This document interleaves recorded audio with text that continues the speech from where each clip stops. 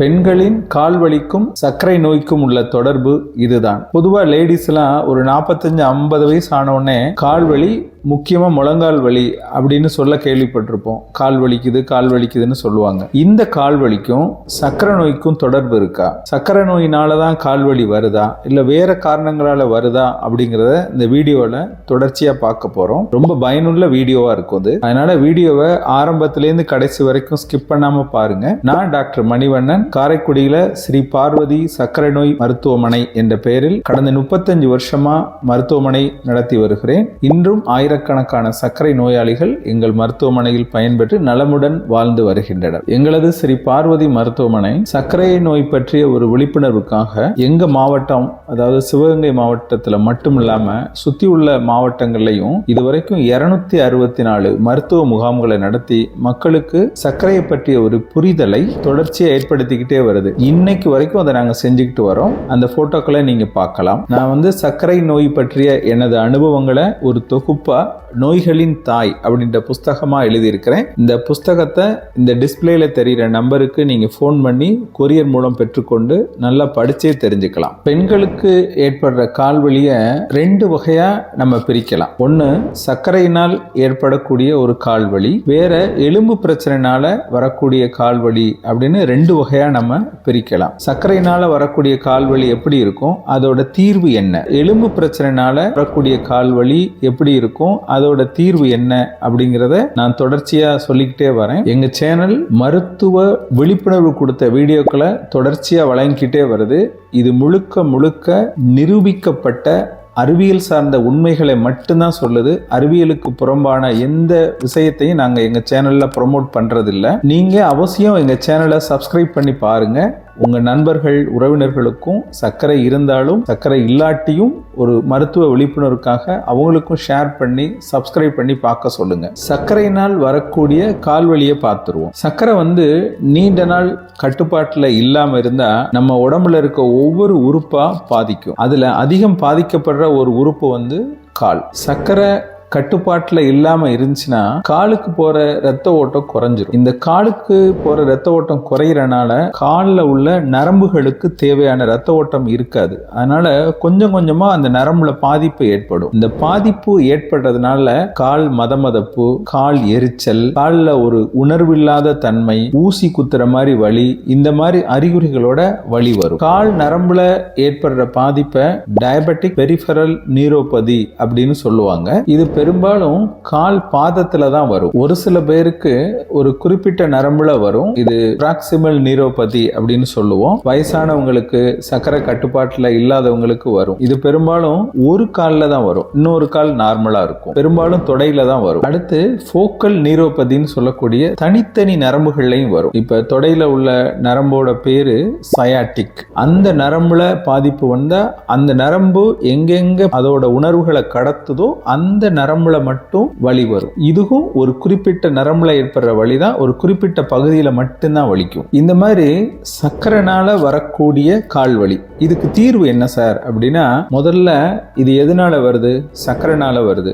சர்க்கரையை குறைக்கணும். சர்க்கரையை குறைக்கிறதுக்கு சர்க்கரை மருத்துவரை பார்த்து சர்க்கரையை நல்லா கண்ட்ரோல் பண்ணதுக்கான மாத்திரைகள் நம்ம போடணும். உணவு கட்டுப்பாடு இருக்கணும். இது முதல் தீர்வு. 2வது தீர்வு, இந்த நரம்புல ஏற்படுற பிரச்சனைக்கு நரம்ப சாந்தப்படுத்துற மாதிரி மாத்திரைகள் இருக்கு. அந்த மாத்திரைகளை கொடுத்து நரம்ப அமைதிப்படுத்தணும். இது ஒரு எலும்பு டாக்டரும் ஒரு சர்க்கரை டாக்டரும் சேர்ந்து பண்ண வேண்டிய வேலை. எங்க மருத்துவமனையில எலும்பு டாக்டர் இருக்கிறாங்க, சர்க்கரை மருத்துவர் நான் இருக்கோம். 2 பேரும் சேர்ந்து இந்த மாதிரி பேஷண்ட்டை செலக்ட் பண்ணி இந்த ட்ரீட்மெண்ட்டை நாங்க தொடங்குவோம். இந்த நரம்பு பிரச்சனைக்கு எவ்வளவு நாள் மாத்திரை சாப்பிடணும் அப்படின்னா, இந்த நோய் வர்றது சர்க்கரைனால.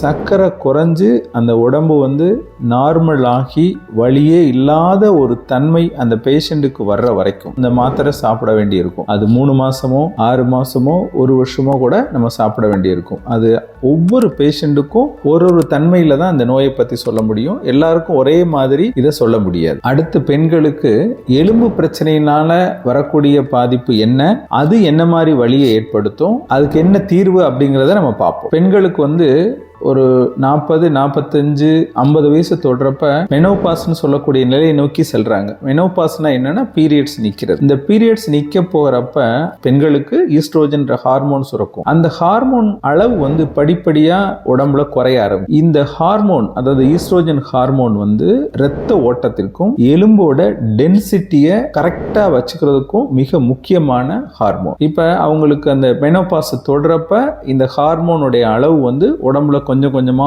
குறையுது. அதனால காலுக்கான இரத்த ஓட்டமும் குறையும், எலும்போட டென்சிட்டியும் குறைஞ்சு ஆஸ்டியோபோரோசிஸ் அப்படிங்கிற ஒரு நோய் வருது. அதாவது எலும்பு வந்து அதோட உறுதித்தன்மையை இழக்குது. முழங்கால் வலி மற்ற கால் வலியும் இதனாலதான் வருது. இப்ப இந்த வீடியோல 2 வகையான கால் வலியும் சொல்லிட்டேன். உங்களுக்கு சக்கரனால வரக்கூடிய கால் வலி எப்படி இருக்கும், இந்த பீரியட்ஸ் நிக்க போற சமயத்துல வரக்கூடிய கால் வலி எப்படி இருக்கும் அப்படின்றத நான் உங்களுக்கு சொல்லிட்டேன். நீங்க இந்த வீடியோவை பார்த்து உங்களுக்கும் இந்த மாதிரி கால் வலி இருந்துச்சுன்னா, உங்களுக்கு அந்த மாதிரி கால் எரிச்சல், கால் மதமதப்பு, ஊசி குத்துற மாதிரி ஒரு உணர்வு இருக்கா, இல்ல முழங்கால் வலி அதோட சேர்ந்த வலி இருக்கா அப்படிங்கறத கமெண்ட்ல நீங்க பதிவிடுங்க. அதற்கான பதிலை நாங்களே சொல்றோம். பெண்கள் வந்து அந்த மெனோபாஸ் ஏஜ் வர ஆரம்பிச்சோன்னா அவங்களுக்கு ஈஸ்ட்ரோஜன் ஹார்மோன் வந்து குறைய ஆரம்பிக்குது, எலும்போட உறுதித்தன்மை குறையுதுன்னு சொன்னேன். இப்ப லேடிஸ் வந்து பெரும்பாலும் நிறைய வெயிட் போட்டுறாங்க. அதுக்கு காரணம் என்னன்னா, வீட்டுல நம்ம இயல்பா எல்லாரும் சாப்பிடுற சாப்பாட்டையும்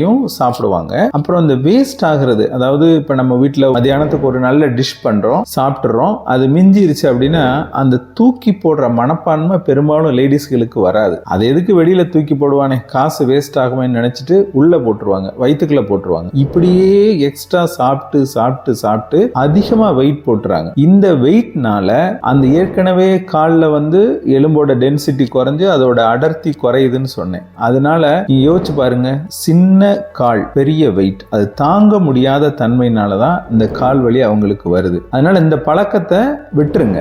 முக்கியமா இந்த எக்ஸ்ட்ரா அதை தின்றேன் இதை தின்றேன்னு சொல்லி சாப்பிட்றதை விட்டுட்டு அதை குப்பையில போடுறதே நல்லது. நம்ம உடம்புக்கு நல்லது, நம்ம ஆரோக்கியத்துக்கும் நல்லது. இப்ப இந்த மாதிரி எலும்பு பிரச்சனைனால வரக்கூடிய கால் வலிக்கு தீர்வு என்ன அப்படின்னா, முதல் தீர்வு வெயிட்டை குறைக்கணும், அதை நான் சொல்லிட்டேன். இரண்டாவது தீர்வு வந்து கால்சியம் பற்றாக்குறை இருந்தா அந்த கால்சியத்தை ரீப்ளேஸ் பண்றதுக்கு எலும்பு டாக்டர்கிட்ட பார்த்து அது கால்சியம் ரீப்ளேஸ்மெண்ட் டேப்லெட்டை அவசியம் போடுங்க. இது உங்க டாக்டர் சொல்லி அதன்படி செய்யுங்க. அடுத்து அதிகம் வலி இருந்தா அந்த சமயத்துல வலி மாத்திரை போட்டுக்கலாம். சார் வலி மாத்திரை ரொம்ப நாள் போடுற தப்பு, வலி மாத்திரை ரொம்ப நாள் போட்டா நிச்சயம் தப்பு தான். ஒரு ஷார்ட் பீரியட், என்னால தாங்க முடியாத அளவுக்கு வலி இருந்தா தாராளமா வலி மாத்திரையை நீங்க போட்டுக்கலாம். இதுக்கு ஒரு நிரந்தர தீர்வு இருக்கா சார் அப்படின்னு நீங்க கேட்பீங்க. நிரந்தர தீர்வுங்கிறப்ப ஒரு சின்ன எக்ஸசைஸ்னாலே நமக்கு பிடிக்காத விஷயம். நீங்க அப்படியெல்லாம் இல்லைங்க. நான் சொல்ல போற இந்த எக்ஸசைஸ் வந்து ஒரு 3 எக்ஸசைஸ் உங்களுக்கு வீடியோவை போடுறேன், அதை பாருங்க. நீங்க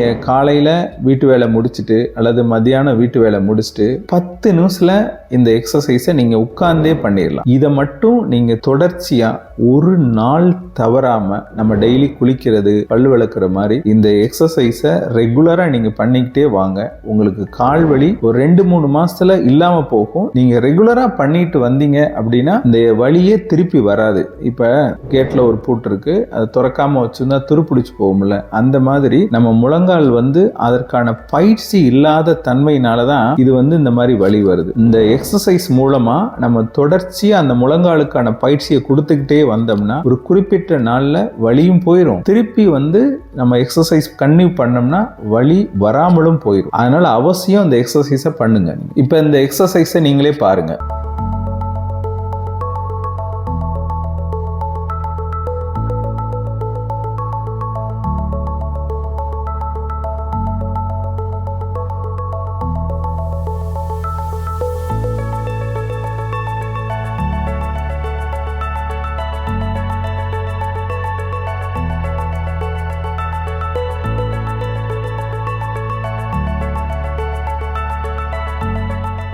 சர்க்கரை நோய் நாய்க்கடியால் குணமானது. ரொம்ப அதிசயமா இருக்குல்ல? இது எப்படிங்கிறது ஃபர்ஸ்ட் கமெண்ட்ல லிங்க் இருக்கு, போய் பார்த்து தெரிஞ்சுக்கோங்க. அதுவும் உங்களுக்கு ரொம்ப பயனுள்ள தகவலா இருக்கும்.